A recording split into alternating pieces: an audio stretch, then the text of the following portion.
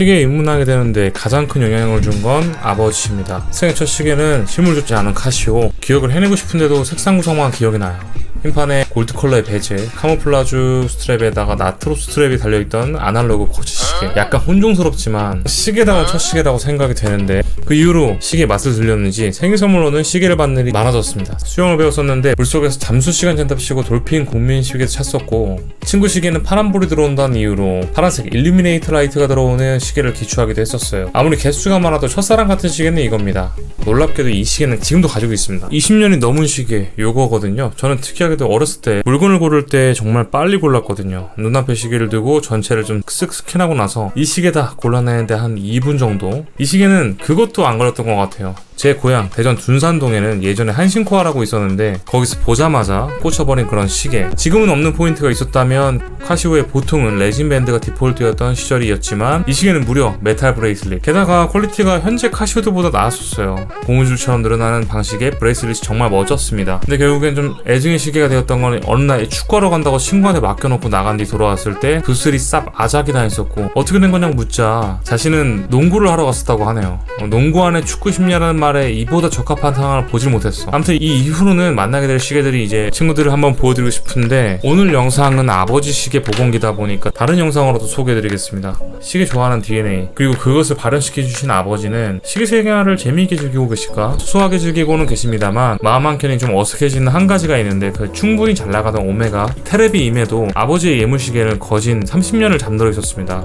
어째서 아버지의 마음을 사로잡지 못하였을지, 이건 오메가가 잘못한 게 맞지만서도 시계 상태를 보았을 때 글라스의 상처도 그렇고 스프링바도 나갔고, 그래도 당시에는 꾸준하게 착용하신 컨디션으로 보이는군요. 이 펜의 흔적은 유아기에 내가 했을 수도 있겠다 싶은 흔적이군요. 이번 기회에 이 시계 오버홀도 한번 하고 새 시계처럼 복원시켜드릴까 합니다. 지난 영상 보셨다시피 의미있는 시계에 어설픈 실력을 끼얹었을 때 그 결과가 참담함을 확인했죠. 어설프게라도 완성시킬 수 있다는 결론을 도출하면서 MOD 유저들에게 희망을 주고 싶었지만 핀셋 스킬에서 리스크가 상당수 존재했습니다. 다이얼 핸즈의 결합 등등. 이번엔 그래서 바로 수리점으로 방문했습니다. 광화문의 한 수리점 방문했는데, 구독자분들 기억하실지 모르겠지만 이 사장님은 지난 모란역 복원기에서 만나뵈었던 사장님이 오픈하신 광화문점입니다. 오버홀할 때 예지동 시계 골목을 다녀보았던 기억은 솔직히 좋은 기억이 별로 없습니다. 자칭 타칭 명장을 찾아갔을 때는 정상적인 가게주인과 손님과의 그런 대화가 불가, 어떤 부분이 마모되었다 그런 기술적인 진단 내용도 공유하지 않고 소통이 완전 단절된 그런 모습도 마음에 안 들었고, 뚜껑을 열어보긴 한 건지 모를 만큼 무책임한 오버홀 당해봤습니다. 만약에 오차가 전혀 안 좁혀지고 상태가 극악이어도 사과 없이 두고 가라는 식. 물론 예지동 시계골목 사장님은 다 그렇진 않겠죠. 그런데 확률적으로 실망할 확률이 높아지면서 실망감은 예지동이라는 공간적 그룹에 이입될 수밖에 없어요. 싼 게 비지떡인 건데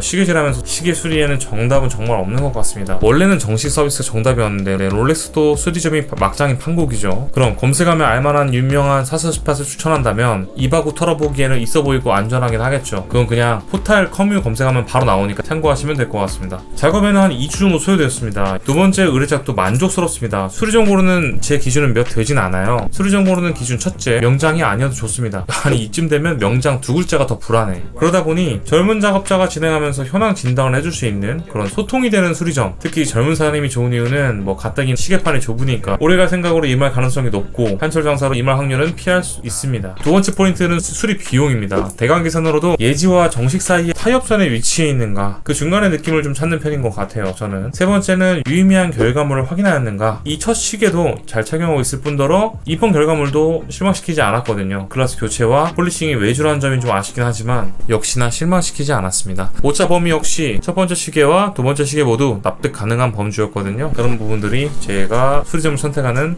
기준입니다. 테레비가 참 참만 시계라는 것을 조금 더 현실적으로 느낄 수 있게 됐네요. 브레이슬릿 너무 괜찮은데, 이번에 수리하면서 알게 된 건데 웃겼던 포인트가 하나 있다면 글라스 접속 부위의 부식으로 교체를 진행을 했습니다. 오메가 마킹까지도 복원을 시켰다고 하는 게 너무 재밌었어요. 이렇게까지 싶기도 하지만 글라스 제작자 기술력이 디테일하네요. 사실 이번 아버지 요청사항 두 가지는 못 지켜들었습니다. 하나는 가죽줄에 디버클을 체결하고 싶어 하셨어요. 디버클이야 어떻게든 구성시키면 되지만 일체형 보틀이다 보니까 일반적인 기성품과의 페어링을 위해서는 특유의 어댑터가 필요하거든요. 정보를 뒤져보니 한때는 유통되었던 것 같은데 현재는 씨가 말랐습니다. 채널 서무에서 보셨다시피 10에서 22mm로 넓어지는 러그 어댑터 구매처를 아시는 분들은 정보를 다시 한번 정중히 요청드리겠습니다.